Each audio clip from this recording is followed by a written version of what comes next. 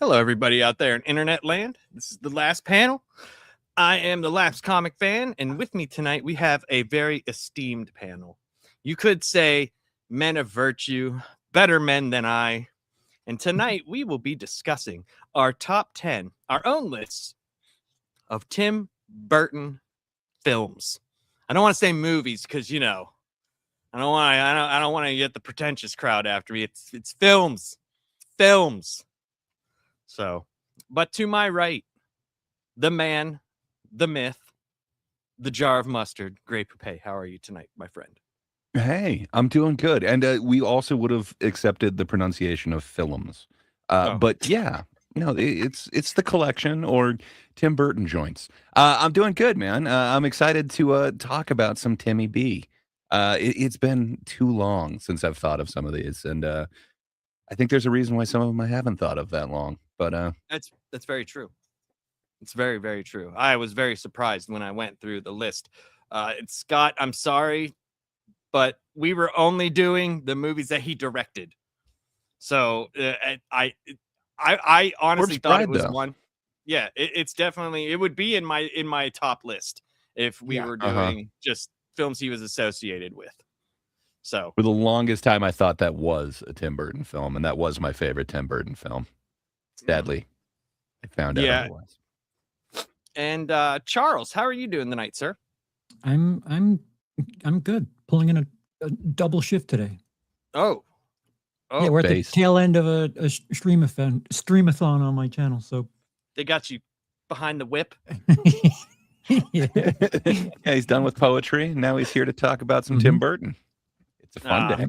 I made a horrible mistake with a friend, and I'm gonna learn moving forward. I mean, that's the best way to learn. You know, making mistakes. It's the best way to learn. Warren, how are you, my friend? Oh, I'm doing good. Been a long day. I've been up since 5 a.m. because I had to do a sale today. But aside from that, everything's going good.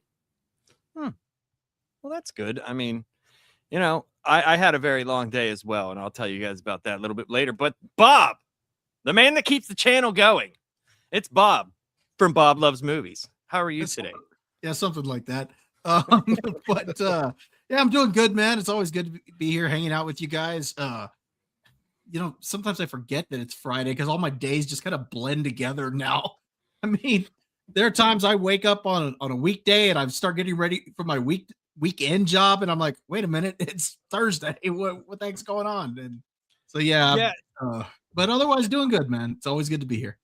That happens to me. I definitely know when Tuesday, Wednesday, and Friday are, though, because those are the day that I do shows. If I didn't, then I wouldn't know what the hell day it was. I have no, like, when you work from home and you go from this spot to this spot, like, and that's it. Your stairs are the only, like, walking space you go. You kind of shit blends together, man. It blends together. It definitely does. So overall, this was a great topic for discussion, and it might have been. I think Gray put this in there. Gray, was this one that you put in there? I think so. I just threw it out there. I figured there were ones that we didn't need to do a lot of homework for.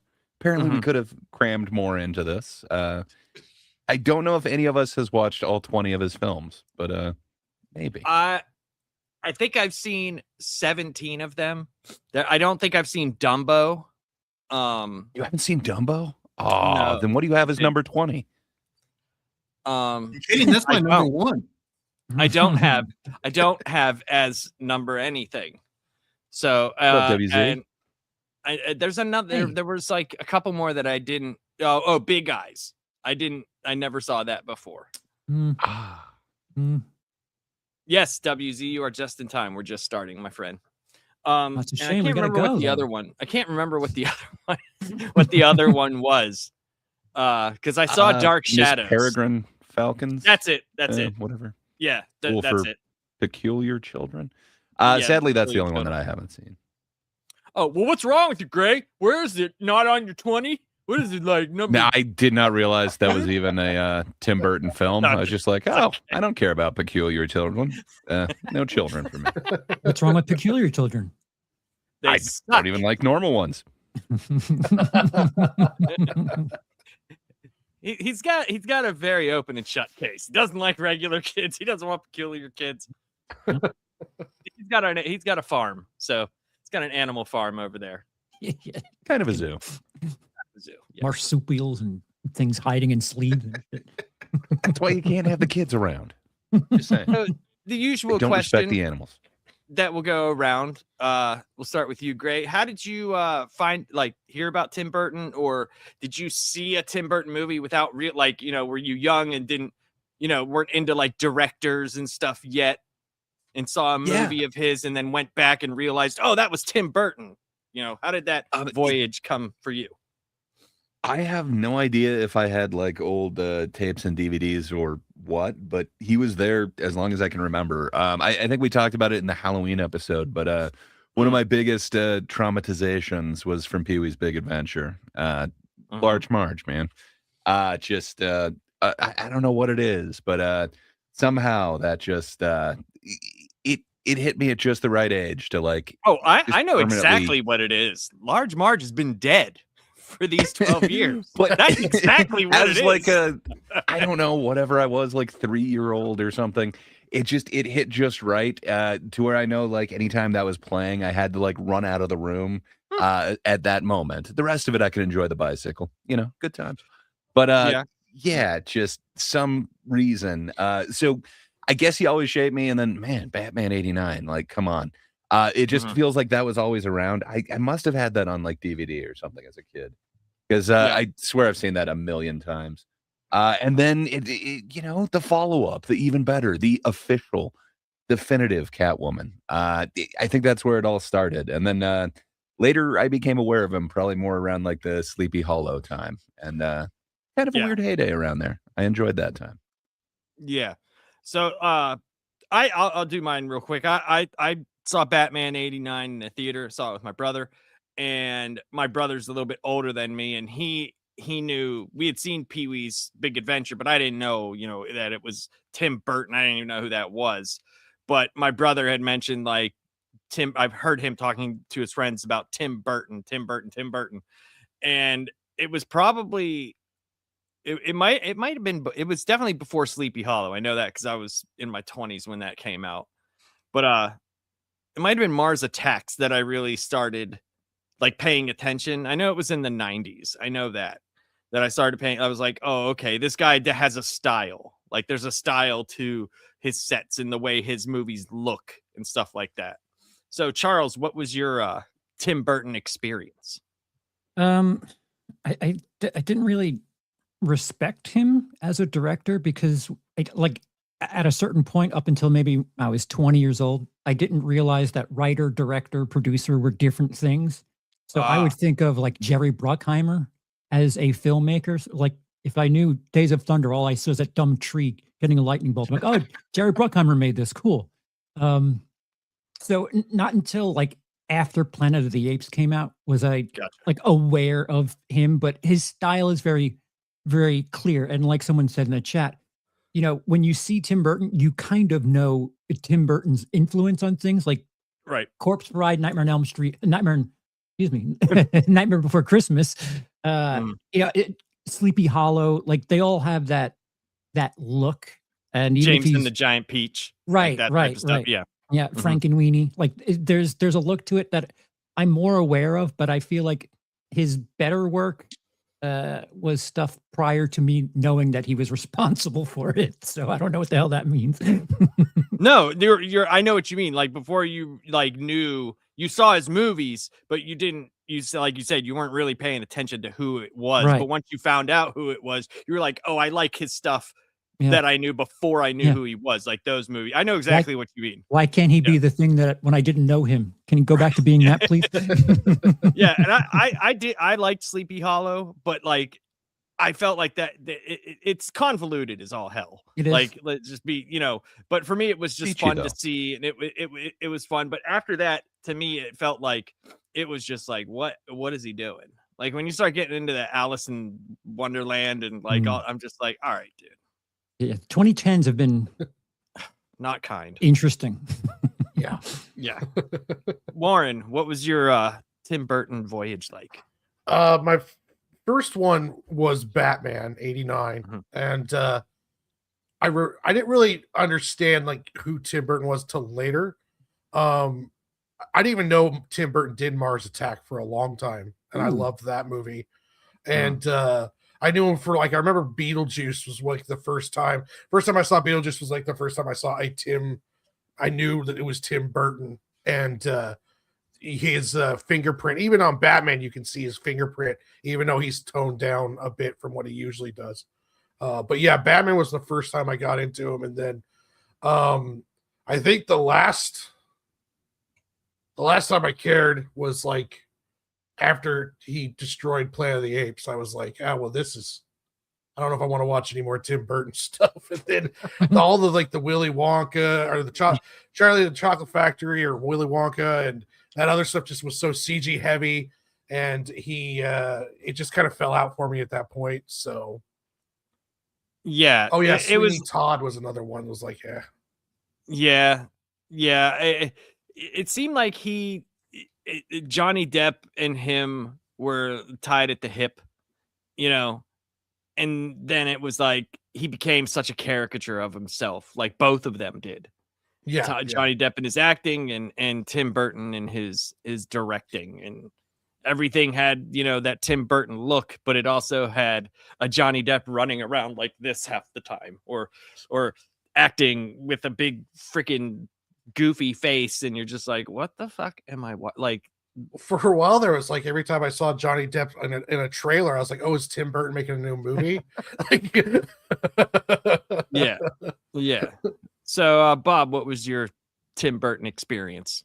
Well, I guess the first thing that I was ever introduced from Tim Burton would have been Pee-wee's Big Adventure, but I didn't know that it was a Tim Burton film or anything like that. It's too young to care. I think the first time I ever knew of Tim Burton, though, as a director would have been Batman '89. And that was simply because I remember my mom bought me like a behind the scenes booklet on the making of Batman '89.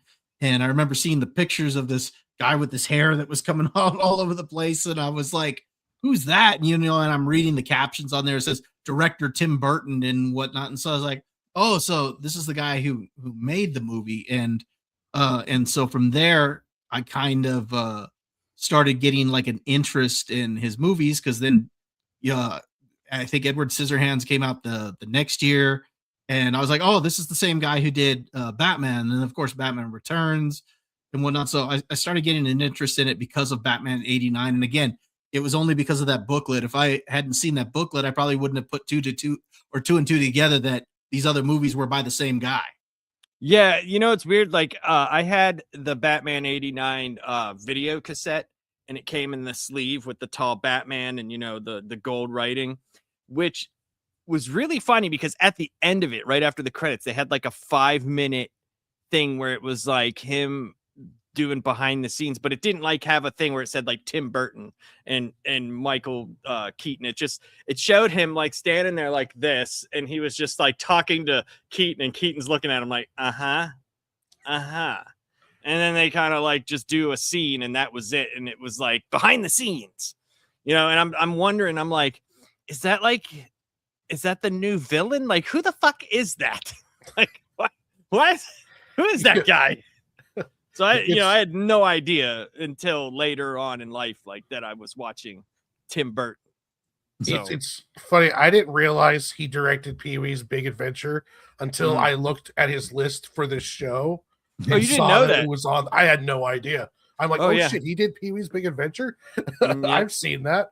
I didn't find that out until a few years ago that he directed that. But I mean, it was my first introduction to him. I just didn't know it was him. Yeah, I knew that for quite some time, but I had, like I said, living with those art students for those like few years, dude, it was just like it was like super pretentious talk for so long. And one of them was like doing movie props and stuff like that. He went to the Art Institute of Pittsburgh, and he would bring home this stuff, and he would make like clay figurine, like, and he was doing stop motion stuff, and he was like talking. Tim Burton was a huge influence on him, and yeah. So, But let's get into the Gray has been so nice to bring back the list for us. So we're gonna get right into our rankings. And yeah, we're just gonna go as we'll start at the bottom. Warren, we'll start with you and go bottom to the top. We'll do it like a snake draft. Bottom, top, top, bottom. So all right. give your number I've 10. only seen 10 movies of his, so I will start off with the worst one, which is Planet of the Apes. How dare you? Why so high? Because that's the only 10th one I've seen.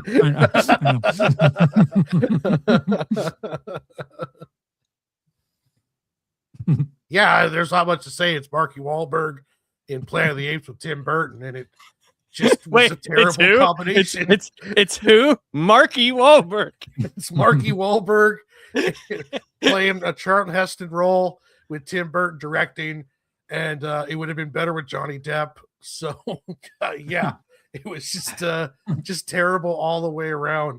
And I'm a big fan of the old school Charlton Heston Planet of the Apes movies. I think they're amazing, all 5 of them. And yeah, that was terrible, absolutely terrible. Yeah. All right. Well, Bob, what's your number 10, sir? Hold it one second. Warren, did you say that was your number 9? Did you say that you'd only seen 9? No, I've seen 10. That was my number 10. Okay, my bad. My dog was barking right as you said.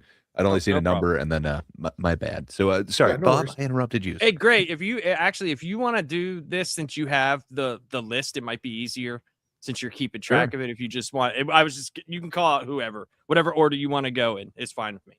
Ray, perhaps your You're doing dog a is great trying to job. tell us that it voted for something at number 10, and maybe you should pay Oh, he attention to your does. dog a bit more. My dog is a big fan of Beetlejuice, Well- but he is wrong. The dog, Charles, what we don't know is the dog is actually very excited to tell us what he voted for. I mean, Frankenweenie That's comes fine. in second for him. But I'm sorry. You were doing a great job, Lapsed. I think you No, called you're on good. Bob, and I think that was a good choice. I'm going to stick with your leadership. All right. Well, in that case, I'm going to go with Big Fish at number 10. There you go. That's one of those that when I think I've seen it once, maybe twice. I remember kind of liking it, but I've got it at the bottom of my list because I've only seen it once. So, but I remember liking Ewan McGregor's performance in the film. So, Mhm. not much else to say. Again, I only saw it once. Well, fair enough. Laps, sir. What about you? What what would be my number your 10 is bottom list? Frankenweenie. I changed it because I remember I like Frankenweenie. When Charles said Frankenweenie, I was like, that's right. I totally forgot. I overlooked it. I actually like that movie, and we watch that movie usually every Halloween. We didn't do it this year, but I like that movie. I think it's a good animated movie, and it's got really neat characters, and it's a lot of fun. I've got it at 11. If we included his live action short, I would have that higher up on here, man. I'm a fan of the Frankenweenie. Mhm. But Charles, sir, Yo, what do you have on the bottom of your list? I have another big movie, but it's Big Eyes. Ooh, Christoph Waltz, right? Yeah, and Amy Adams. So what Last is Gasp. that movie? I don't know. That's one of the 3 I've never seen. So it's about a painter that has a specific style, and it's You'll never someone guess else. what it is. He draws big feet. True. And someone copies it or just outright steals it, and someone gets famous. It's like the most reserved Tim Burton movie perhaps ever. Certainly in the 21st century. It's the closest thing to, I don't know, being normal in the last 20 years, where it's just like, oh yeah, you can do things that doesn't really need to be all gray and stop animation and like it. I forgot. I'm sorry. But it was, I like everyone else. I have not seen all 20 of his films, so I've only seen 13 or 14, but I still kind of enjoyed this and had optimism because I think this was the movie he made after Alice in Wonderland, and I was like, please stop adapting things because it was after Charlie, it was after Planet of the Apes, and little did I know that we were getting Dumbo and no, that's not fair. It's Dark Shadows that was coming out shortly after that too. So that was so bad. So if only to encourage him to do normal stuff, I would like to say Big Eyes at 10. Gotcha. And do big breasts. That would have been a great movie. He's got a certain style to his art. Sydney Sweeney, there's your lead. You're welcome. Well, if he ever does a sequel to Big Eyes, that'd be perfect. So, I gotta be honest, I've got Big Eyes at 13. There's a couple that I thought were just a little bit better, but I know what you're saying. And I got Frankie. Can you prefer to lie, 11, please? So we're close. Don't be honest, just lie. But yeah, as for me, my number 10, it's kind of just that I think there's some that are a little bit better, but I actually love this film. It is campy, it is weird as hell, but it is like kind of perfect for me, and it's one of my favorite couple of Nicholson performances. It's Mars Attacks, man. That for me is my number 10. It is. I have some that I like a lot more than it. What can I say, man? There's some great Burton films. All right. And I will fight you on it. Right. I'm telling you, I love Mars Attacks, but there's a couple that just do a little bit more for me that are a little less camp. But this is the perfect level of camp. Once it gets to like, I don't even know what you'd call like Charlie and the Chocolate Factory or Alice in Wonderland. It's way too beyond what you call them like, shit. That's what you call it. With Mars Attacks, it is like perfect amount of camp. Like it is just it works for me. It is exactly what I want. It is what those like comics and trading cards were. Like it just I love it. You know, I was really hoping that they were in Charlie or Alice in Wonderland. They were really going to pay off that side saddle scene. You know, like she can't ride side saddle. She can't do it. What the fuck? Alice in Wonderland, everyone. Oh, right. Yeah, I've seen it. I don't care to remember it. Yeah, it's stupid. That's my problem. And she like after she's done with the Wonderlanding, because it's Underland. She comes back and like in front of all the the posturing people, she's like, "This is what I do," and she does this like stupid dance, right? And they're all just like, "Whoa, oh, I never." And you're like, "Oh Jesus, this movie sucks." Yeah. Well, as long as you're saying movies that suck, Lapsed, why don't you give us your number 9? What movie sucked less than 8? Okay, my number 9 was Sweeney Todd. Sweeney Todd, number 9? Yeah. Okay. Yeah, listen, Mr. Mars Attacks at 10. Take it easy. Stay in your lane. It's a peculiar number, but okay. It's an okay movie. I just didn't, I don't know. I think I was Johnny Depped out by that point in his movies. Like, and I thought it was still a cool movie, but there's some things that just don't need adapted. And like, a killer barber is just not like, a demon barber of Fleet Street. Come on, sir. That's fine. He still slit throats with his Jersey Girl was more than enough coverage for that film, to be honest. Oh, but you need it full length now. You got to taste. You got to get the real thing. I still enjoy the movie. All of the top 10 movies I actually enjoy because like I said, I've seen 17. It's funny that the movies that I haven't seen are actually on your list 18 through 20. Those are the 3 that I have not seen. So yeah, you're pretty good. You're pretty good with that. Yeah. They're on the lower part of my list as well. Well, Lapsed, I appreciate that. I'm just giving you shit by giving it number 9 because that's also my number 9. You know what? What can I say? It's a good musical. And you're wrong. Okay, it might not be to the levels of Joker Folie à Deux, but yeah, what can I say? Now that shit. Barber of Fleet Street. It's great. I'm the only person for exactly who can have the same number as you, and you tell me I'm wrong. Yeah. But It is for the reason that Charles mentioned. I fell in love with this musical because of Jersey Girl and that weird scene that not scene, but everything that leads up to the performance that they do in there. So I don't know, just kind of always had a soft spot in my heart. And once I finally saw this months after it came out, it was like, oh, that was okay. All right. I like this. So yeah, I also have it as number 9. Say, Bob, what do you have at number 9, sir? I'm going with Pee-wee's Big Adventure at number 9. This is one of those I have not seen since I was a kid, but I remember liking it. I mean, the story of Pee-wee going off to find his bike and whatnot. I mean, I ate it up as a kid. I couldn't tell you much about it now because I haven't seen it in so long, but I do remember specific scenes. Like I remember him in front of the Alamo and whatnot. So yeah, I'm gonna put Pee-wee's Big Adventure at number 9. You put it in the basement of the Alamo. That's where you put that. Wow. That's just damn reference. Okay. No, it's a great reference. I got it. I'm just gobsmacked at Bob's choice. But Warren, part of it is because I've only seen like 11 out of these 20. So there's a lot on here that I haven't seen, or else I'm sure Pee-wee might go down a little bit lower on the list. But again, I'm basing this off of what I remember as a kid and really eating it up. So I think legally Pee-wee would like to have things going down, especially in a theater. Possible.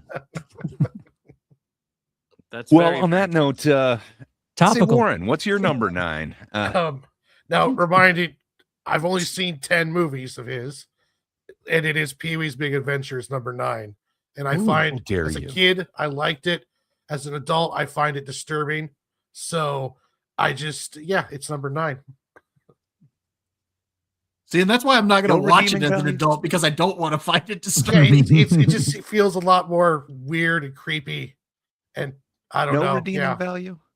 You got a Phil Hartman performance in there that's legendary. The tequila performance that he does on the bar is probably the only thing that I probably fondly remember of that movie. Come on, the Alamo, the aforementioned Alamo. I blanked fine, out. I'll record it, but I will disagree with you. Charles, what is your number 9, sir? I was feeling a little bit bad about things, but maybe not. This is going to be an odd night, I think. Number 9 for me is Edward Scissorhands. That low? Wow. Yeah. Or how dare you? I don't know.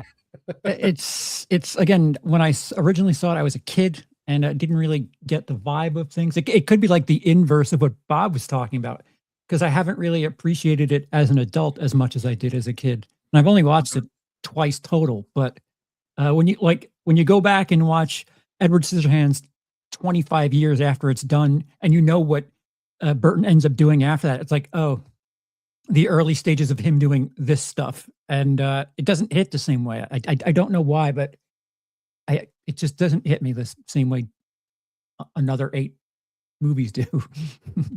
Wow. Okay. Fine. I think that's a weird choice, and you went way too low. I guess I'll start out the 8s. I went Edward Scissorhands for kind of the same reasons. I don't. Number 9 is way too low. Let's put it yeah, what can I say? I'm an ass. Yeah, it's a lot of the same reasons. I just think what he's able to do, especially with the exact same actor being multiple kind of variations of this character, I think he gets it much better much later. So I don't know. It doesn't seem to hold up that magic that I thought it had as a kid, but apparently it had a huge emphasis on me subconsciously. I don't know why, but as a teen, I always wanted a van. I mean, I was in a band, so that was kind of necessary, but I wanted it to be painted black, and then I wanted flames to be coming out of the back window.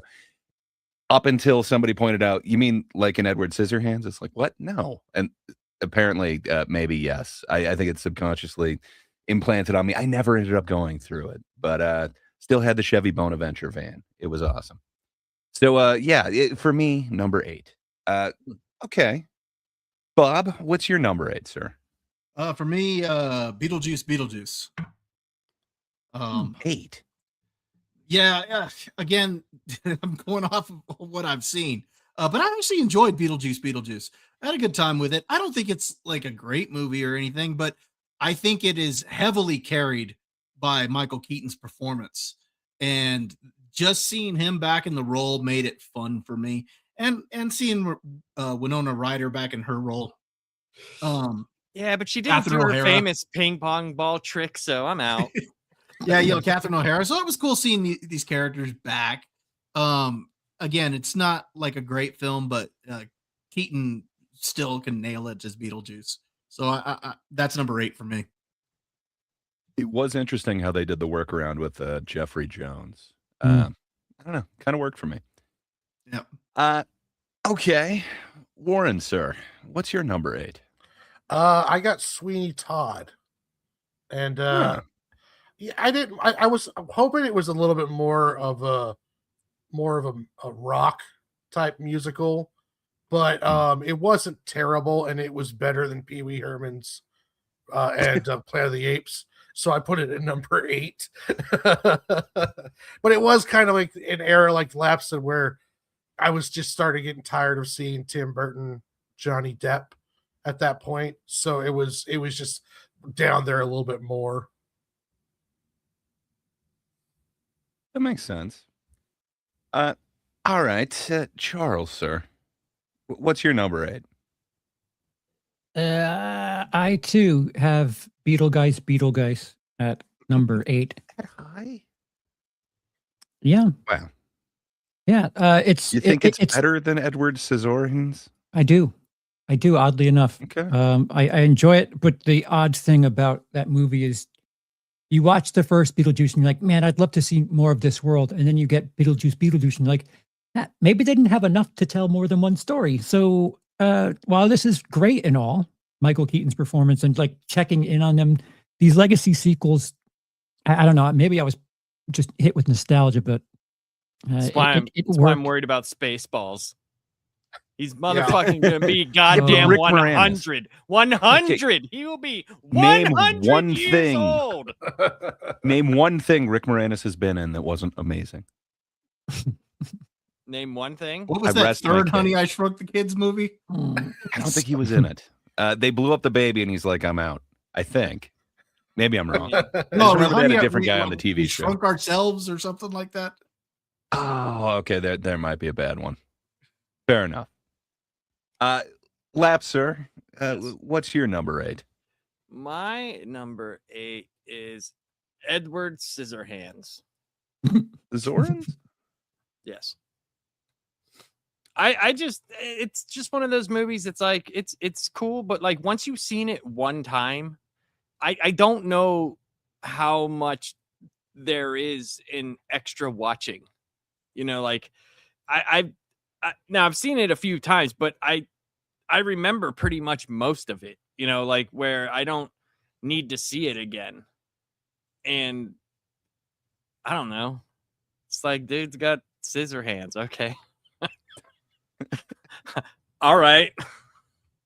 But I like the 1950s aesthetic. I thought that was really cool. And yeah. But that was my number 8. Yeah, if I'm looking for something to get from the Edward Scissorhands vibe, I'll just watch Pleasantville. I don't know if that's an accurate comparison, but I go to that movie for those vibes. It's not, and I don't think it's a bad movie by any means. By any means, like I really don't. Like I actually like the top 10 movies that I've picked. I actually like all of them. Yeah, you should. His hands were scissors. They were scissor hands. Say, Warren, why don't you lead us off on this? What's your number 7? For me, number 7 is Big Fish. It's a personal reason, really. There was parts about the film that reminded me of my grandfather, and I watched it like a month after my grandfather passed away. And it took me a bit to actually be able to watch the full movie because it kind of hit me in some certain spots. So, but I liked it, and it's like one of those personal things where it just hit me at the right time. So I put it. That's why I have it at number 7. Overall, probably not like one of his better films, but for me, it was just one of those ones that kind of really resonated with me. completely agree with you, and that's actually why I also have it at number 7. It also hit me at like kind of a perfect time, and somebody who really hates me showed it to me and told me how much they appreciated it, and man, it just kind of hit me at the right time, and just man, Tim Burton knows how to hit you in the feels. He does. At least That this movie one was able does. to. So yeah, I like this one. I'm a fan of it. I think he does a few of them just a little bit more entertaining for me. I would go back and watch them, but for me, super powerful. Dig Big Fish. Say Charles, what's your number 7? Pee-wee's Big Adventure. Hmm. Yeah, I just don't feel like for children's stuff. I don't think Tim Burton like aligns with my style very much. End of No? story.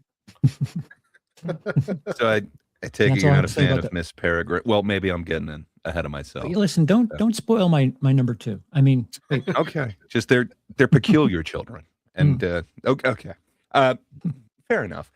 Bob, sir, what's your number 7? Sleepy Hollow.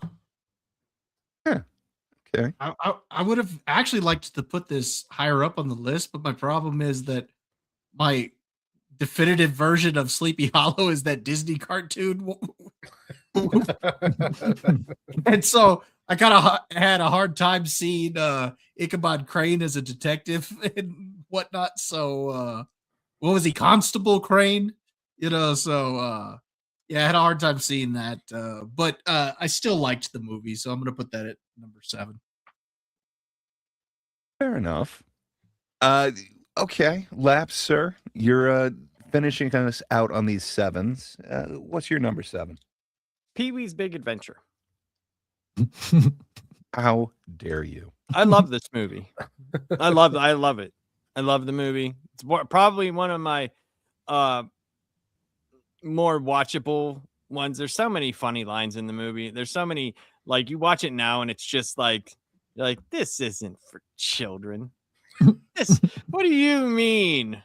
What do you mean in this? And at least Paul Rubens, like, his input in the movie was directly for the character and not massively hit on the writing. And I forget, like, when he was talking about, was it like him and Phil Hartman wrote this or something like that? Whoever wrote it, they were like just sitting there smoking a lot of weed writing this movie. So that was that was in the documentary, right? Yeah, I'm pretty one sure. Could be so lucky to have that time with Phil Hartman. Yeah. I know Phil Hartman did help write a whole bunch of it, and he was Captain Dan. Now I can't remember his name. Yeah, he's the captain. He's the boat captain from the stage play that he brought into the movie. Yeah. But there's a lot of like really, really funny, really nuanced jokes. And Francis, I mean, come on, dude. Like Francis, he's iconic. Yes. The music, man, that music is so iconic and amazing. And at least in this movie, which they did in Big Top Pee-wee, with the longest kiss scene ever on film, because Paul Rubens didn't want people to know he was gay yet. So he put in there the longest kiss scene of all time. At least we got him and the love for his bike.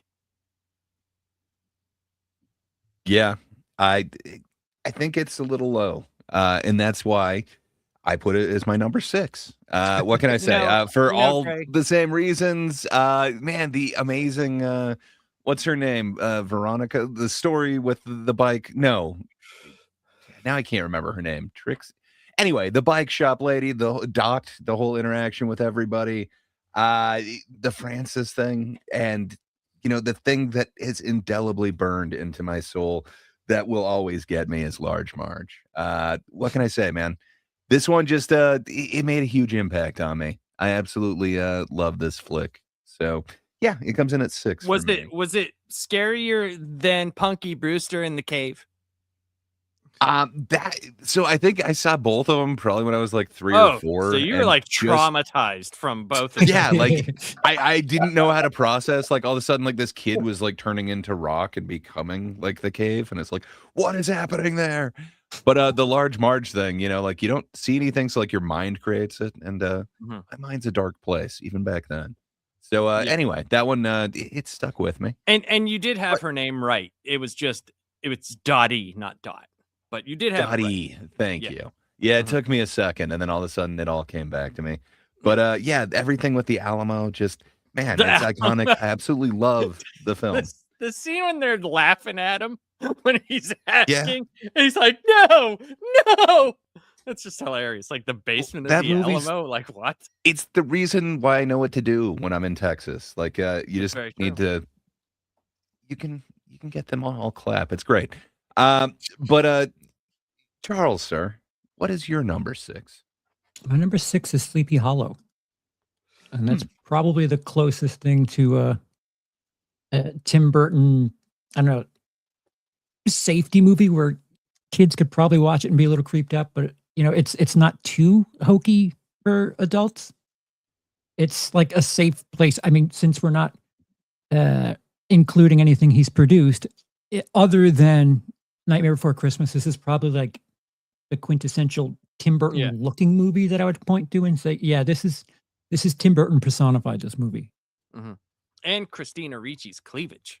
Yes, she can probably hold her breath underwater really well.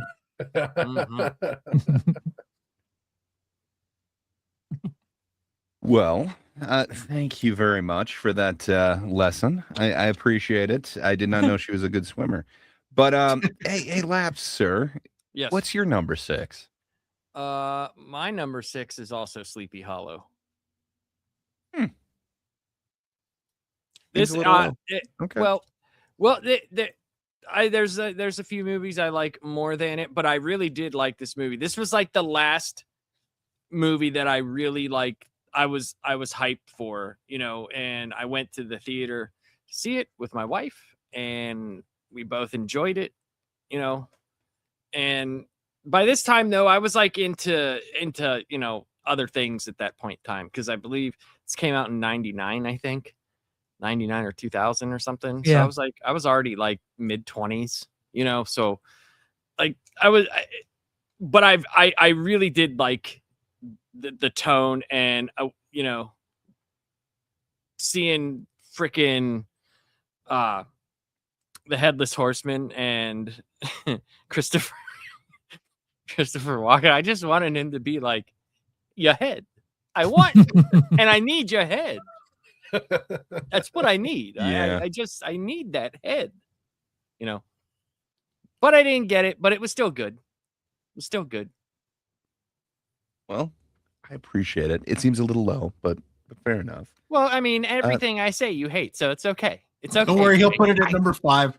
Hate is a strong word. And do you think I'm that predictable, Bob? Speaking of that, though, Bob, what do you have at number 6, sir? I'm gonna go with Sweeney Todd. Sweeney Todd. Okay. Yeah, I liked this movie. This is one of the musicals out there that I do like. It's kind of crazy, and seeing both him and Helena Bonham Carter. I mean, yeah, I had fun with this one. Hell yeah. So you said it is one of the few. I mean, there are several many? musicals I like, but the ones that I tend to like are a lot of the older ones, like Sound of Music or something like that. The older films. I tend to Fair like enough. the older. You mean from my era? Yeah, well, yeah, from your era. No, I tend to like the older musicals than the newer ones. So this is one of the few newer ones I liked. Well, fair enough. I It guess looks like it's not only that new Charles. anymore, but Only Charles may have appreciated it more than you. We'll see. Only time will tell. Warren, sir, what do you have at number 6? I got Sleepy Hollow. Yay. Pretty much for the same reasons as Laps and Charles. It's a good movie. It's very Tim Burton.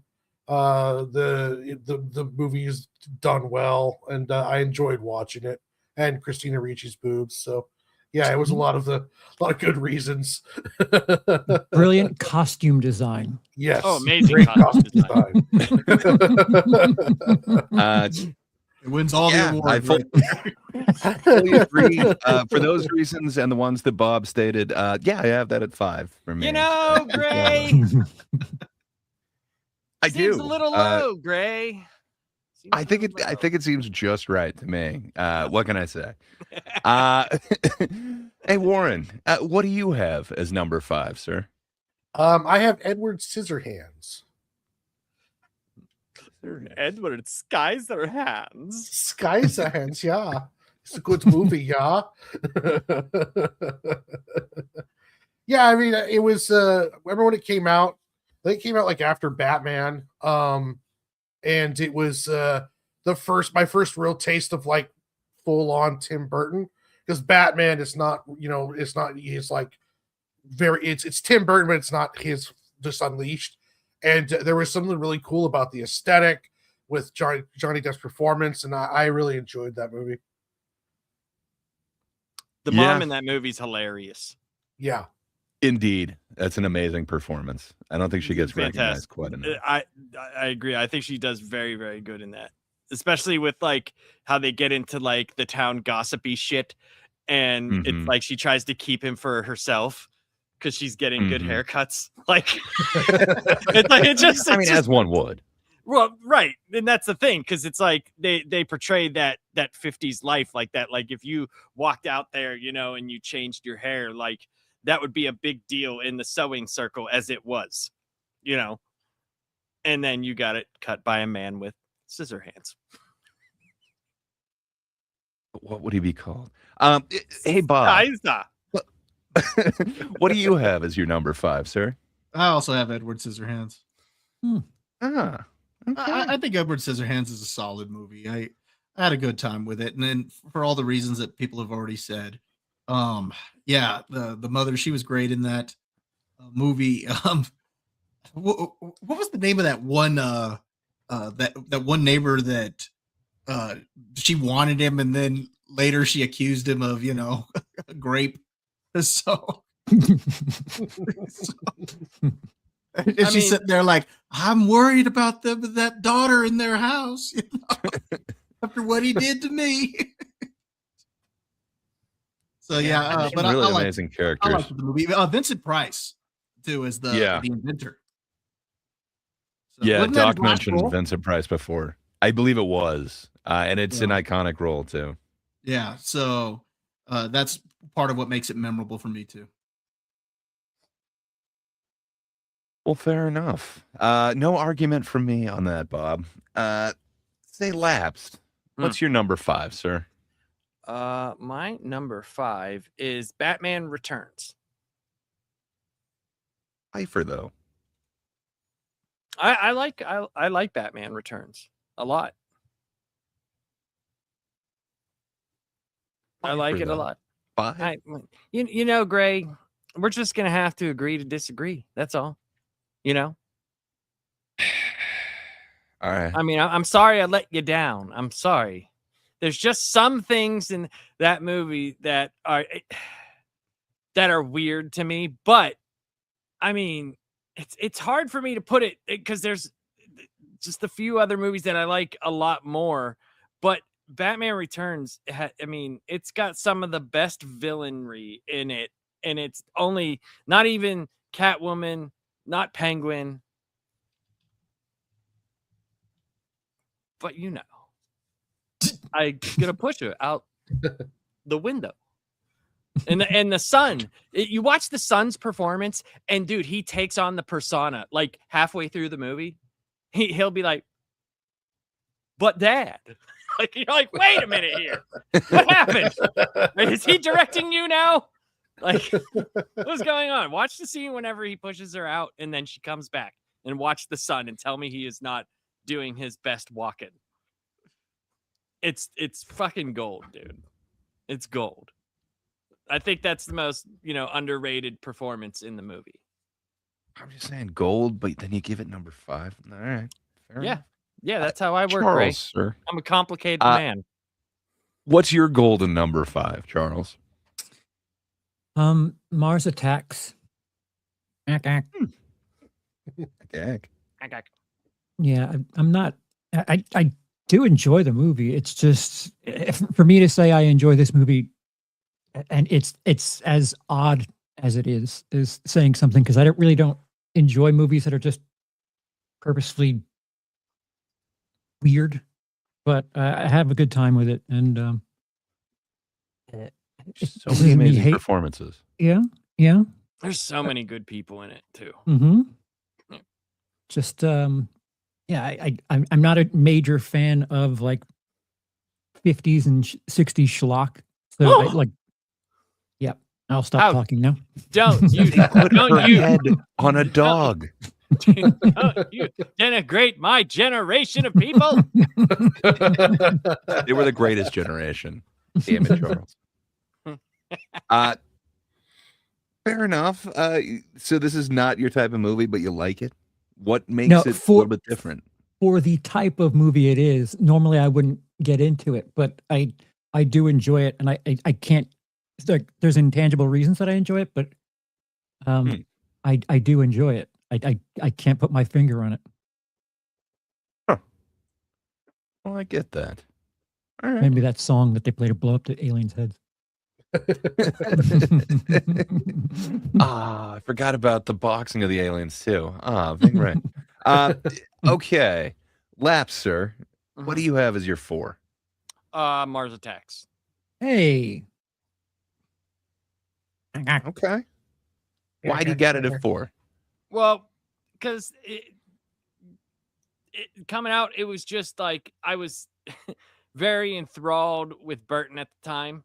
And I just, I don't know, dude. There's something about something as campy as that, and Jack Nicholson in the, I don't know how to explain it, dude. There's just something about it that anytime it's on, it's like that and Forrest Gump. It doesn't matter where it is in the movie. If it's on and I see it, I leave it on and I just watch and I say the stupid lines to the TV.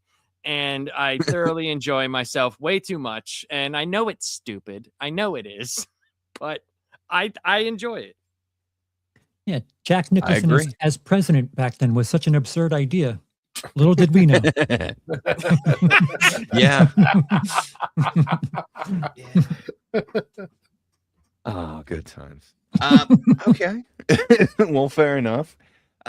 Say, Bob, what you got it from number 4, sir? Charlie and the Chocolate Factory. No! That high. Yeah, that high. Again, I'm basing this off of what I've seen. But I actually do like this movie. Christopher Lee is great in this movie as the dentist.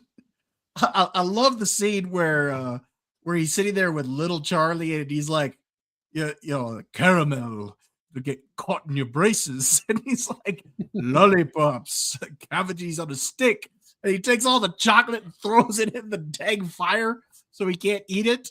But yeah, I like Charlie and the Chocolate Factory. There's elements of it that's more accurate to the book, so for that reason, I do like it. I still prefer the original Willy Wonka, but I do like this movie, so I've got it at number 4. I respect that art is subjective. Fair enough. I'm glad that you appreciate it. Just man, no Wilder. I'm definitely not there. Okay, Watch Warren, it put it sir. at 3. I wouldn't do that over and over again. Warren, sir, what do you have as number 4? For number 4, I have Batman Returns. All right, respectable. Yeah, I mean, there's a lot to love about the movie. In retrospect, I mean, when you're talking about like comic book accuracy and what they could have done with it, there's a lot of problems that I have with it. But at the same time, though, it was coming off of Batman '89, and I do love a lot about that Batman Returns movie. And plus, Michelle Pfeiffer was smoking hot, so. I like how you get respectable and I get shit on for having it one away. How did you notice that? One away. And all I have to say is, for the fundamental truth, self-determination of the cosmos, for dark is the suede that mows like a harvest, Gray. That's all I'm going to say to you. based. Ack, ack. Ack indeed. Say, Charles, Hey. what would be your number 4, sir? Ed Wood. Ed Wood. Yeah. Ed Wood 4. Yeah. Huh. All right. Yeah. Why you got it so low? I would have thought it's a movie about filmmaking. Maybe this speaks to you. It's a movie about schlocky movie making. So I wanted to prime the pump there when I told you about how I felt about things like Mars Attacks. I hadn't seen it like until 2 years ago. And I guess all of the hype just didn't really match up to it. So I have some nostalgia that is 3 films worth better than that film, in my opinion. Lots of silence. Lots of silence here. I actually completely agree with you. For almost the same reasons. So I do have nostalgic value for it. I like it a lot. There's just 3 movies that I like a lot more than that. But, Seems a little low, it is- Gray. Don't help. A little low. I agree. But, when you see the quality that is above it, it's hard to disagree. It is my favorite of my non-top 3, if that means anything to you. But yeah, it's a great film. I love it. Just like I love the number 10. Man, Mars Attacks. I Is it absolutely fair to love say like it would probably Well- be your 4th favorite? Would that be fair to say? I would say so. Like it is a runner-up for 3, if that helps put it in It's a perspective. for you. favorite that isn't in my top 3. So- We call so- that 4th.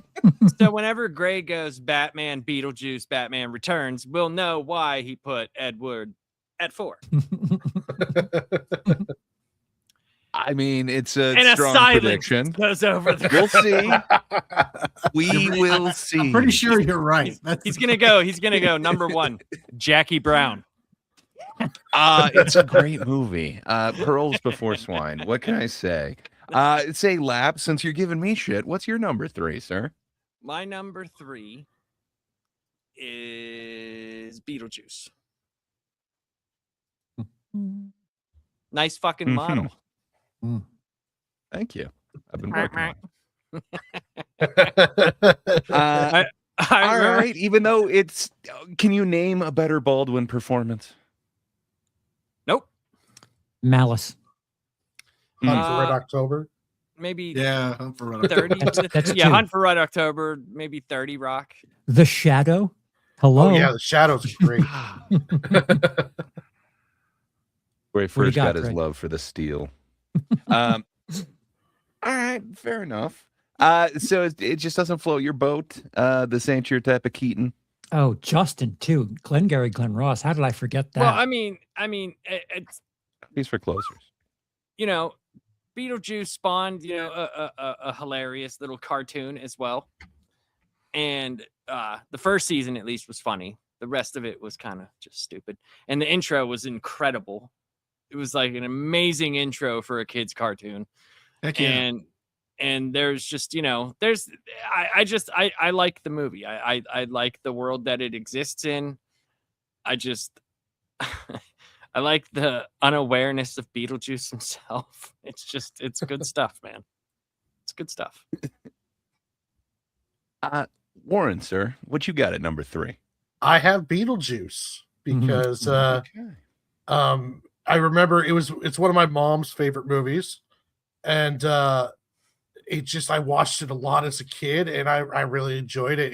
It's rewatchable, and yeah, a lot of fun. I never watched the sequel because I was just like, nah, that ship's passed. But I love the original, all the performances, everything. Hell yeah. Yeah, it's got I'm sure everybody thinks of this movie anytime they hear one particular song. I don't know why. But yeah. Say, Bob, what you got at number 3, sir? My number 3 won't really be a surprise. Michael Keaton, Danny DeVito, Dumbo, easily number 3. no, no, let's throw Michelle Pfeiffer in there too. Batman Returns. That's my number 3. All right. Seems like you're I mean, not paying the walk-in on this one. Walken's awesome in that movie too. This is one of those movies that it's a lot darker than the first one, which is weird to say because I think the first one's pretty dark. Selena, you look well. Did you hurt yourself on that ski trip? Yeah. Is that why you came back? What he says, So good. he tries to blackmail me. I'll push her out a higher window. Yeah. I'll just push her out a higher window. He's great in that movie. But yeah, I got Batman Returns there. Okay. It's respectable. Unless Laps were to say that, and then I'd have to give him some sort of crap for that. It's very true. I like your positioning of it over where Laps put it, but fair enough. Say, Charles, what do you have as 3, sir? 1989 Batman. Okay. I realize I'm the first person to put it that low. Yeah, nobody's touched high. Batman. Yeah. Yeah. It's. I'll let it fill out after everything is said because, when I talk about why Dark Shadows is number 2, it'll all make sense. Fair enough. Okay. Hey, Warren, wait, you've already given your 3. I guess it's just me. So I also have Batman 89 at 3. You got to stop doing the same ones as me. It doesn't help my case. I think it does. It just shows that you are choosing correctly, sir. No. What can I say? I love the movie. I love everything about it. But, Batman Returns, it takes it up a notch for me. So that puts Batman at 3. And maybe you got to fight for Anna DeVito. Could it be a couple more notches? It's hard to tell. It just seems to elevate it a little bit more than this. But again, I love all of these top 10 ones. I didn't realize I appreciated Burton so much. I was thinking of Dumbo and Dark Shadows, Alice in Wonderland, and it's like I don't think I appreciate a lot of Tim Burton films. And I certainly never want to watch Planet of the Apes again. But yeah, I got to say, even though I love Batman 89 so much, it comes in at 3 for me. Well, Charles, I guess I'm going reverse order on this. What you got at number 2, sir? Selena Kyle, you fired. I think that's respectable. I put 0. There we go. Why you got it? Is it just because of Selena Kyle? And that outfit is more than enough, if I do say so. No, I'm more of a horror-brained kid, and that felt a bit more gothic. If, like someone else said, if that's somehow possible, Batman Returns feels a bit darker, a bit more gothic than the original Batman. And I feel like Batman Returns is more of a quintessential Tim Burton movie than Batman is, if that somehow makes sense. Like there's far less color. It's like a lot of grays in Batman Returns. Yeah, and you just get such good lines in that movie, man. Yeah, Blue Bloods and snow. They die easy. Why can't snow be in every Batman movie? What the hell? Mayors, they come and go. Do you think that you could go 15 rounds with Muhammad Shrek? I don't think I could. No, you can't. You can't. Say, Warren, sir, what you got at number 2?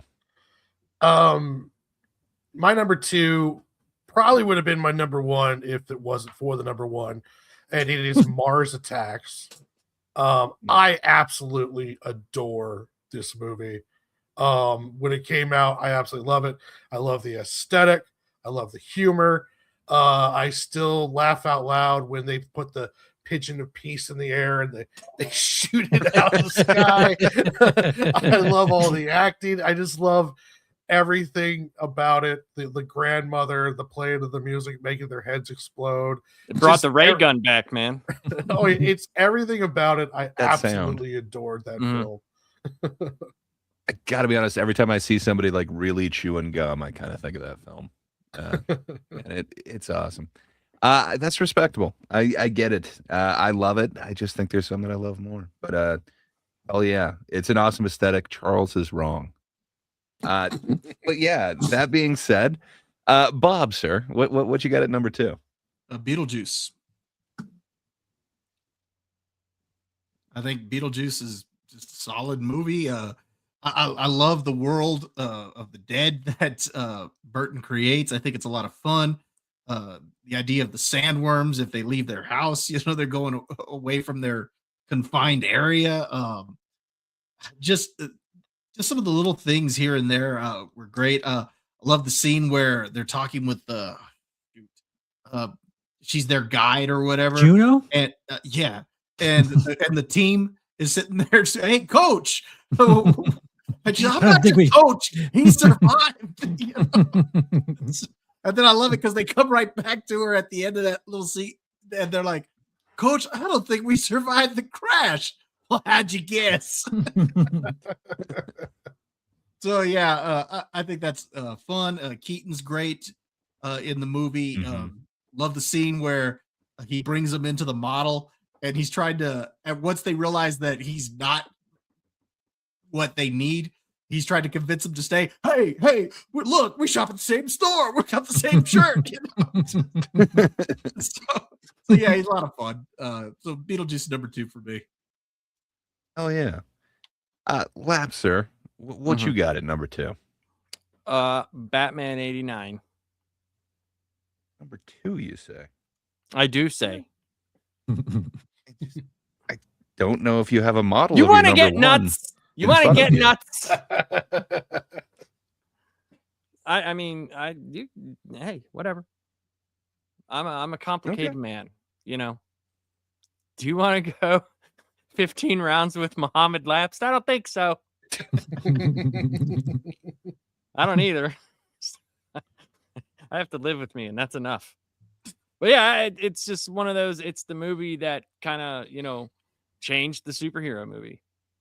If it's not for that movie, there's no taking anything seriously at all. They at least not knowing that it could be done. It could be done in a way that is still keeping to the superhero vibe, but also you could take it seriously as well. And having major actors in it was huge. It's a landmark movie. It was. I completely agree and concur. And yeah, like I said, I think it was kicked up an extra notch when they did it with Batman Returns, and that's why I put that one as my number 2. You got a Pfeiffer in there, you got a DeVito. It's everything that you mentioned about Batman, but this time they made it into like Happy Meal toys, and man, the toys really go out. I kind of got them secondhand, but it was awesome. There were so many different colors of the exact same Batman figure that all had that weird clip-on cape. But this time we got like the Batwing and stuff. To me, it's the more Burton-y version of Batman, and I dig it. It is dark. I totally enjoy this, and I can't believe they let such a dark Danny DeVito Penguin go into this. But man, I'm totally here for it. I love what they're doing with the new Penguin, but man, DeVito gives him a run for his money.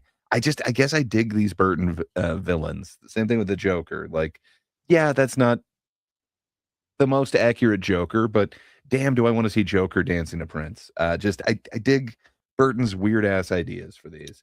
With my race on the $1 bill. So for me, I got to give Catwoman the extra point on this one. So Batman Returns at 2. Okay, you're ahhing, Lapsed. What you got at number 1, sir? Ed Wood. It makes sense. It's my favorite. It's my favorite of his. I mean, get it. Martin Landau's performance is incredible, and it really his performance and what he was going through really spoke volumes to me at that kind of time. So, yeah, let's just leave it at that. Great movie. Fair enough. Great movie. Great movie. It is. Like I said, it is my favorite that isn't in the top 3. I love Ed Wood, man. It's a great film. He had a run there for me that I just absolutely love. But that's respectable, sir. Yeah, it was just All different. right. Like, it came out at a time like where he wasn't making movies like that, so it was very different. And I thought he did a very good job with it. Agreed. I got a sneaking suspicion I know what the answer is going to be, but hey, Warren, what do you have for number 1, sir? I have Batman 89. That movie, as a comic book fan, as a young reader, when that came out, it kind of changed the game for me for superhero. Like, it just changed the genre really when it came out. And we got Batman in 89, and then we got the first Ninja Turtles movie in 90. And that was like the 2 best years of my life for comic book movies ever. Like, I still consider the Ninja Turtle movie the greatest comic movie ever made. And Batman's Michael Keaton has still the best Batman. I think portrayal of Bruce Wayne and Batman.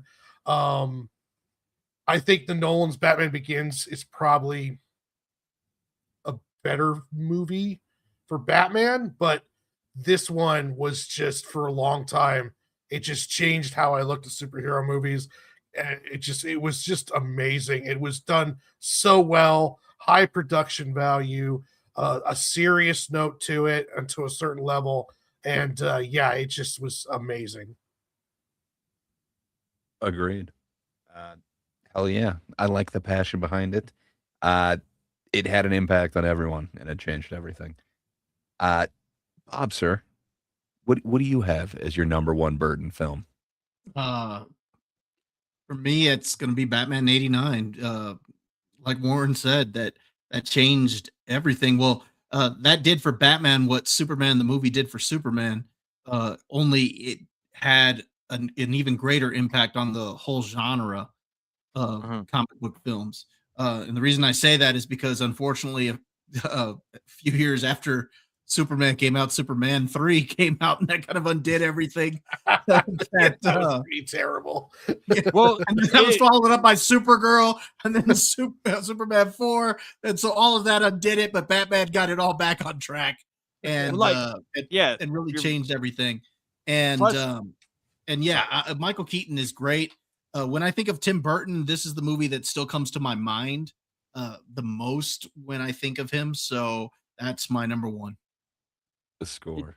The Superman movie, like, did great things for Superman, but it kind of pigeonholed that genre for a minute. Like, you couldn't tell dark stories, at that point in time. Everything was yippee skippy, woohoo, friends. And Batman 89 showed that you could tell a serious story and it still have a superhero. That, while in essence is not supposed to kill things, he kills the shit out of a lot of things in those movies. It should just be called Batman, I'm killing the shit out of you. I mean, based. I don't know if he would sell as much, but yeah, it might be more. I mean, he would have got the same response out of the Happy Meals. They would have gotten taken him off the second movie, So, hey, look, Bonnie, I'm killing the shit out of you. Charles, I'm gonna leave it up to you. I got a feeling we might have a similar answer. Do you want to go first or second? We'll say it on 3. 1, Okay. 2, 3. Planet of the Apes. Dumbo. You didn't say it with me. Sorry. It's Beetlejuice. Dark shit. Yeah. Beetlejuice. Oh, Beetlejuice, you said? That's the third one. It's the third one.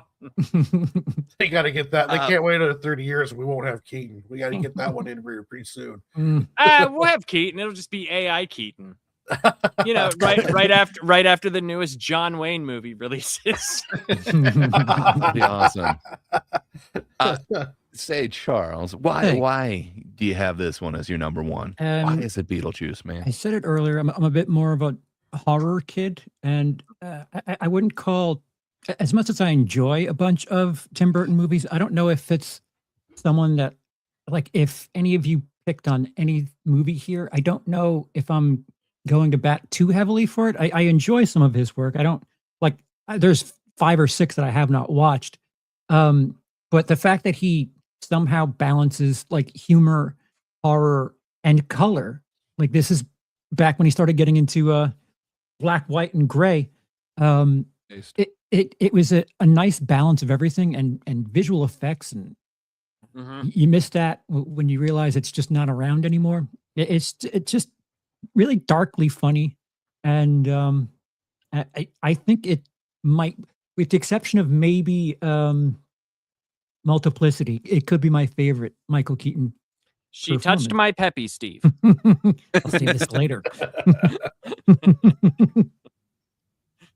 I like pizza. Yeah, I fully concur. On top of that, the score is just amazing. It is. It's awesome. It's one of the weirdly iconic roles for, again, Jeffrey Jones, who is all over these weird movies from when I was a kid. But man, and then it made me fall in love with Winona Ryder. And this is also one of my favorite Gina Davis performances. She's not doing a ton, but man, the horror aesthetic mixed with kind of how she's accepting everything, just man, I don't know if that led to goth in the 90s, but I have a feeling they might be somewhat related. No, yeah, Gina Davis. She was hot, man. Well, that, and then mixed with Winona Ryder, I think it just propelled it a long way. Tim Burton was a perpetual hot topic, whatever. You could always get the shirts and everything. So I think he led that kind of craze in the 90s. But man, just I absolutely love Beetlejuice. It's just iconic from every single shot in it, and just the way everything is just a little bit twisted, and then the way that he kind of warps every bit of architecture, even the worms, the weird practicalness of it. But I gotta be honest, I just did a road trip. Well, I often do road trips up to Oregon, and man, every time I see one of the bridges up there, I'm just kind of stuck back to this movie. Just man, there's some iconic things that Tim Burton did that apparently imprinted on me so much when I was a kid. Anytime I'm hitchhiking in a truck, I think about Large Marge. Anytime I'm in a bridge, I think about Beetlejuice. There's just so many things. Decapitation usually reminds me of, Sleepy Hollow. But there's, I don't know. Tim Burton just has a way. And to me, the most Tim Burton of Tim Burton things is Beetlejuice. And man, I dig it. Plus, it's like one of the first unique portrayals of like purgatory or the in-between world. We talked about it a while ago. Defending your life is an interesting portrayal of what happens after you die, and like the next step. Beetlejuice makes purgatory feel like the DMV. Quite an interesting and unique touch on the subject. Then I found $20. He definitely had the faces right. You ever been to the DMV? My God, the freak show down there. I like the size of or the length of the tickets. Now serving number 4. How he steals that one guy's ticket and he does the head shrieker thing on him. Like, then when he takes it, he's like, "Well, looks like I'm next." Everything about it is just iconic to me, man. So yeah, that's my number 1 film. I feel like I could drop into any scene in that and just be happy watching it. I feel like I've seen it like 1,000 times. Yet I still want to watch it again. You're right. You guys all pointed out other Alec Baldwin performances that are amazing, but still this one's up there for me. But I think this is my all-time Keaton. I agree with that. Watch Malice. His "I am God" line is pretty impressive. Actually, that whole monologue is impressive. He's if good with anything, monologues, man. if anything, it shows that a lot of his work up until, even though we have some, votes after, up until about like Sleepy Hollow, after that, it got a little bit, you know, Sweeney Todd was up there for us, but still, like, after that, it got a little bit like, downhill from there. Yeah. To that, I put a poll in my chat. What is Tim Burton's best decade of films? The choices are 80s, 90s, 2000s, or 2010s plus. 2010s plus, 0% of the vote. Yeah. 2000s, 0% of the vote. 90s, 18% of the vote. And the 80s has 82% of the vote. So he doesn't know what the hell to do with himself after the year 2000, it seems. Yeah. I mean, that it's true. I mean, I'll tell you, like, it made, when you think Alice in Wonderland, like, and you think Tim Burton, you're like, okay, that could make sense, because it's off the wall great. Then what he did with it, but then you get like Dark Shadows, and you're like, wait, you're taking like a soap opera that was like on and during the, and you're making a movie out of it, like something that has like thousands of episodes. Dude, if AI didn't exist and someone told you that they're like, these movies are just like Tim Burtonified, you know how people are making, those anime versions Right, of a picture online, like it's just like, I asked AI to make me a Tim Burton version of this, and like that's what he's been doing the last 10-15 years. You're not wrong. That's a very good way to explain it, because like Dumbo, like fucking Dumbo, there's that one scene in the animated movie that's all weird, with pink elephants, stuff like that, and he was like, I'll make a whole movie of it. You watch. And nobody did.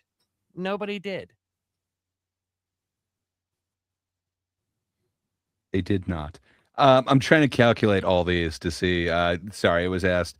Can you tell us like what the combined score or whatever ultimate winner is? So I guess yeah, let me do that. But I'm doing math. So you guys go ahead and vamp or whatever. All right.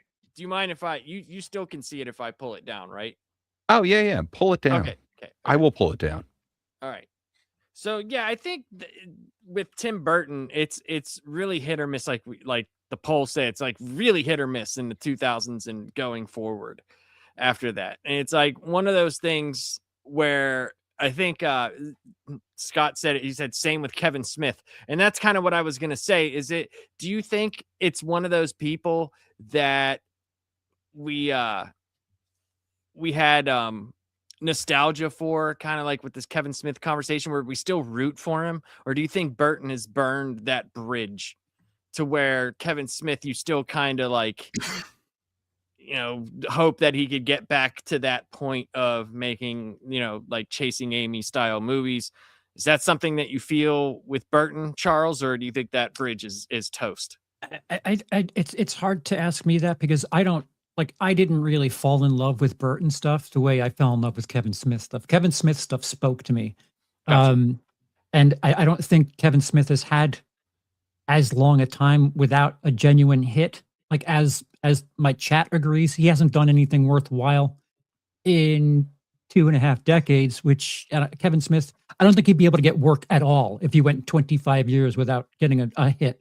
So it's different. I'm rooting for Kevin Smith, but like, I'll also rank him at his best higher than Tim Burton at his best. Gotcha. Whatever the F that means. No, I understand what that means. It's like Kevin Smith still, even though he might be popular to us, like we talked about, his biggest movie was not a movie that we really cared about. You know what I mean? Like we didn't really cop out. We didn't really give a shit about, where Tim Burton movies have made hundreds of millions of dollars. Like, so it's in a completely different vein of, I guess, like relevancy, like it's in a completely different vein. Do you feel that, Warren, or do you like still, like when you hear Tim Burton new movie, do you still like think, oh man, I hope this is really good and back to the way it used to be, or do you even care? No, when I hear Tim Burton, I'm just like, whatever. I don't know. Sometimes it feels like the more he's reined in, the better his stuff is. And I was never, aside from like, Batman and Mars Attack, which I absolutely adore, Batman Returns, a lot of his other stuff I could live without. I was more of a Sam Raimi fan than I was of Tim Burton, and they have very kind of similar career paths. Even the Spider-Man movie is better, or Spider-Man 2 is probably one of the greatest superhero films ever made. Yeah, I'm rooting much more for Kevin Smith. Like, I'll give Kevin Smith a chance before I would give Tim Burton a chance, because just Tim Burton's just kind of like, you had your moments, but you've never even got close to capturing that magic. And I don't even know if you had that much magic to begin with, kind of deal. What do you think, Bob? I think for Tim Burton, I think I feel more nostalgic towards his stuff. When I hear his name, I think real fondly back on his old stuff, where Kevin Smith still has stuff coming out that I get a little bit more excited about. Now, granted, I had Beetlejuice on my list, and that's, his more recent one. And to be fair, I do enjoy the Wednesday TV show. I mean, I don't think it's like the greatest ever, but I think it's entertaining enough. Is that nostalgia based though, like you yeah, said? exactly. That's I see I see the Wednesday show, and I'm like, okay, yeah, I can definitely see Tim Burton's influence on this show. And I still have like a nostalgic feeling for it. But I do think Kevin Smith is probably more relevant today, because he still has stuff coming out that you can get more excited about. Yeah, and it felt like when he did the Wednesday show, he was looking for his next Christina Ricci, and he found the dance thing. Yeah, it's like, all right, dude, whatever, And I Christina Ricci. Yeah, the girl that Helena plays... Bottom Carter. No, what's her name? Jenna Ortega. Yeah. Yeah. Like when he did the Wednesday show, just I'm just saying, like, it felt like, to me, it feels like I have more nostalgia for Tim Burton movies, but Kevin Smith movies were made up more of my like coming into being an adult, like the like late teen to adult years. So I think I vibe with them a little bit more, and because I would say I would put on Mallrats or Clerks 2 or something, or Dogma, much more than I would probably put on any of the Tim Burton movies. That's just me, though. What do you think, Gray? How do you feel about that? Or is that just... Yeah, I'm not gonna disagree with the entire group or anything like that, but I don't know. I guess low key, Burton affected me way more than I knew. Prior to this ranking, I thought, I don't even like Tim Burton films. Like, there's a couple of them that I like, but I don't know. But like going through these 20, it's like, oh shit! Like, I've seen most of them. I had to watch one of them, and there's one of them that I just kind of assume I know where it's at, so it's placeholder there. But I don't think it can be worse than another one on my list. So we'll see. I do need to catch up on one more of them, but again, it's The Peculiar Children. It doesn't interest me. Yeah, but I don't think it can be either worse than other ones. But I don't know. I didn't have any nostalgia, and I wasn't rooting for. I didn't think I had any nostalgia. I didn't think I was rooting for Tim Burton. But man, I got to be honest. Looking at this, like how much Pee-wee's Big Adventure, Beetlejuice, Batman, Mars Attacks, like it really has kind of shaped a ton of kind of my childhood. So I don't know. I think I should be giving Tim Burton more reverence than I do. I don't necessarily root for him to succeed or fail. It's just, oh, he's doing that now? Cool. I'm pretty sure it's going to have Johnny Depp in it. Maybe now he's moved on from that, but I don't know, man. I hope he does something else good in the future. I didn't really care for Beetlejuice. I think he's done 4 films worse than that, in my opinion. But yeah, where I kind of root for Kevin Smith to finally get a big win. I feel like Burton's had a couple. I think that's kind of the thing. Yeah, you haven't seen he's had some. Yeah, I agree. Yeah. But man, has his stuff affected me way more than I thought. Like, seriously, every time I'm in like a covered bridge, like, man, it's Beetlejuice for me. So I don't know. You're not I think I should be giving him more reverence to like come out of the covered bridge on the other side. I mean, that is always a possibility too, but I'm just assuming that the car is going to go through it, and that's the end. Okay. I'll get my handbook and I'm done. I just figured, in the day and age we live in, I'm surprised there hasn't been more headless horseman attacks, just because, Yeah, No? I mean, it's always a risk. But I do have the kind of, I guess, speaking of that, I do have the tallies of the stats. So, Okay. number one, when it's added together and averaged out, we actually have a tie. It's dead equal for Beetlejuice and Batman as number 1 and 2, or co-1, however you want to say that. And then Batman Returns would come in either third or second, depending on how you're doing that thing. And then it would be Sleepy Hollow. And other than that, all of them go a little bit higher than that because not everyone's seen them, so they're at least at 11. Gotcha. That's interesting whenever you do it that way. I mean, I could see that. I could see where you're coming from, where he's made a lot of movies. When you go back and you do these lists, especially if you watch some of them, you kind of like, oh yeah, I forgot how much I either like this or I forgot how much I dislike this.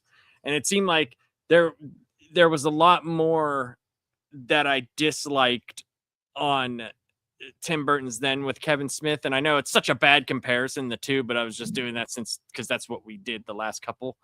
But out of your top 10, was there any that you hated? No. I didn't realize that I liked or loved 10 Tim Burton films. That's the thing that was surprising to me, because at first I didn't realize I saw as many, because I was like, when we talked about it, I thought there was only like 15 or 14, and you were like, no, there's like 20 or 21, and I was like, really? And then I had to go look at the list, see which ones were directed, and because if we're talking about like produced, like I do like Nightmare Before Christmas, James and Giant Peach, those are fun movies. A lot of people like Nightmare Before Christmas. I mean, that has its own, its own like fan club. Is it a Christmas movie though? Sure. I guess. What's We got a really awesome comment here. He says, "When gay losers think their opinions matter." Awesome. That's pretty sweet. That's pretty sweet. I like whenever people give us really good compliments. Excuse me. Oh, he means business. He's bi, not gay. Oh, yeah. Yeah. Get it right. Take that. Take that, Mr. Buster. I didn't realize I was giving an opinion. I was giving the definitive list. Damn it. Yeah. Yeah. Objective. And I look at it. We're spitting straight facts here, yo. Plus, like, I don't think you'll ever get an opinion out of me where I can go, yeah, that mattered. I don't know if I've ever been so serious in my life, other than right now. Let me tell you. Whose channel was that on? I have no idea. It's not on Labs and it's not on mine. It's not on mine. Nope. Not on mine. Okay. Boy, he might have something's. Left. It says this comment is on a guest destination. Only your guest can lead.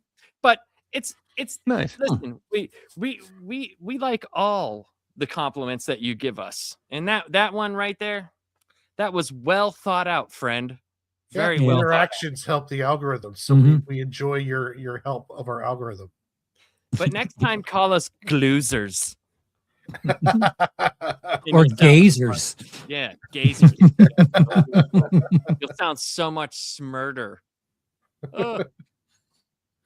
Well, guys, that was awesome, man. I love doing these lists. It's a lot of fun.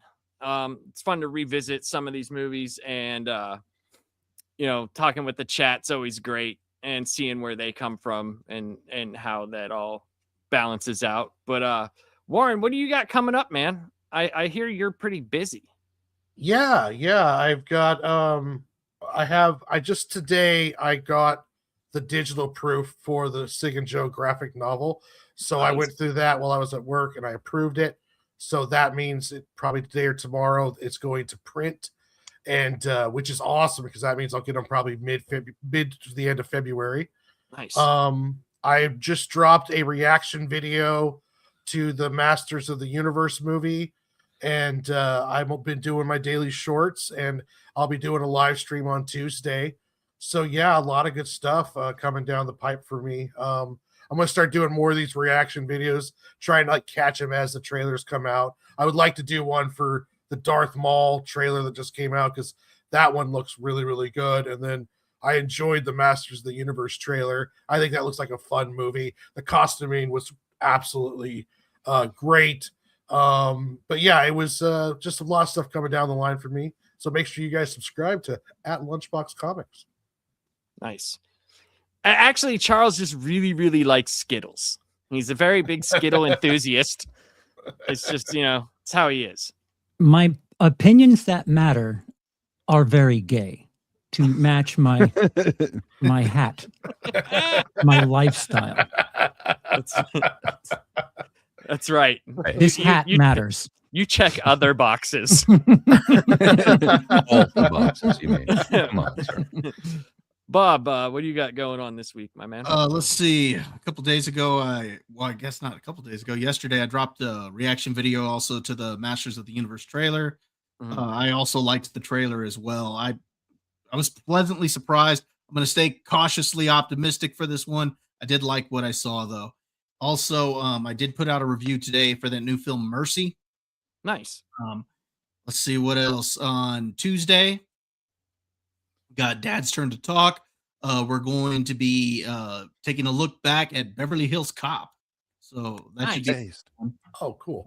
looking forward to that. And then, of course, we'll see what other bits of news we can talk about that day. I'm sure we're probably going to end up talking about the Masters of the Universe trailer as well, because the two guys I do that show with had very different opinions from each other, and that could be kind of fun to watch them go at it. So Yeah, it always is.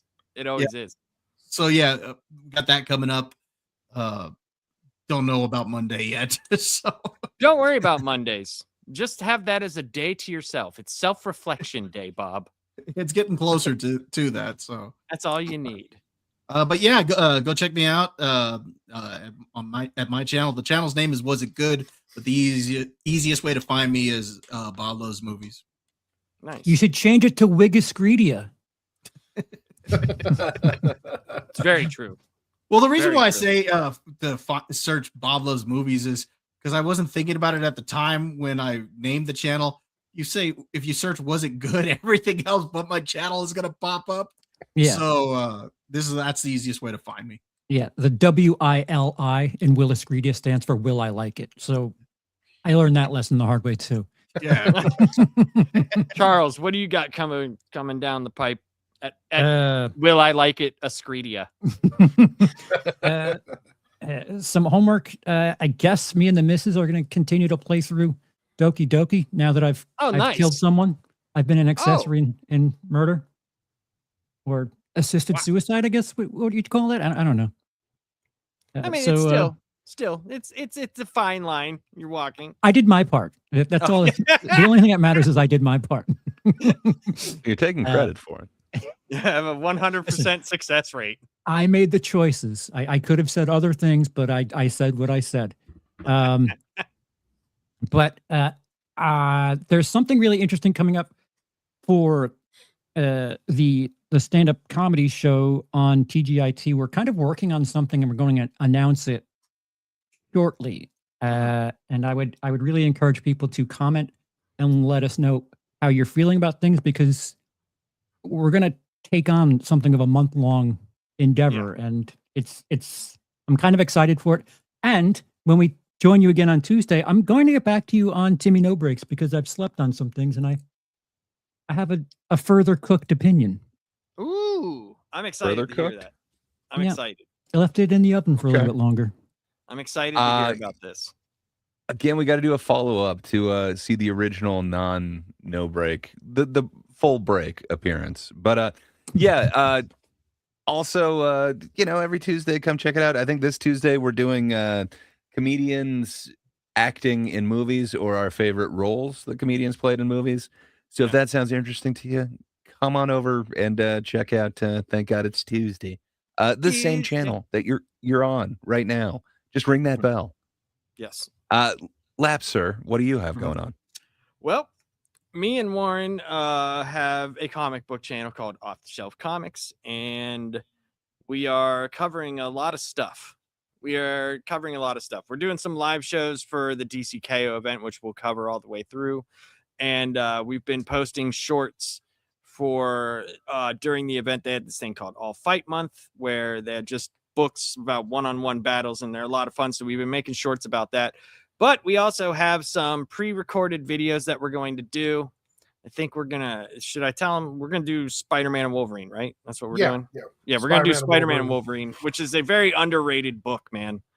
It's so good, and it's so much better, except for I like Ultimate Spider-Man more, but for a concurrent Spider-Man book that's coming out, I don't understand why people aren't talking about it. Like, yeah, it should have a lot more buzz than it's getting. Just artwork and storyline wise, it should be talked about as much as Absolute Batman, in my opinion. But it's a lot of fun, so that's going to be fun. And then Tuesday, as always, thank God it's Tuesday. And then next week we are going to probably do another film list, but there's a couple of things that I wanted to go over because Gray has a lot of good ideas in there, so I wanted to make sure. I was just so busy at work this week that I really honestly, like, by the time I was doing stuff, it was like 10 minutes before showtime. So like I couldn't go, hey guys, do you want to do this next week? But there's a couple of really good ideas I might run by you guys, see what you guys think. But I will have it up. The StreamYards are going to be up very way in ahead of time. So if you guys want to check back here, you could see what the next stream will be. Same with TGIT. I'm going to start putting those up on probably like either the day after or Thursdays. So that way you guys can see it if you're subscribed to the channel, which you should be. And yeah, that's it, man. And I really as always, I really appreciate everybody for doing this. You know, it's a lot of fun. And yeah, that's it. Everybody have a great weekend. And if you're in the snow zone, just remember, it's just cold water. Hit Very the buttons. cold water. Oh, you know what? Fine. No sleep?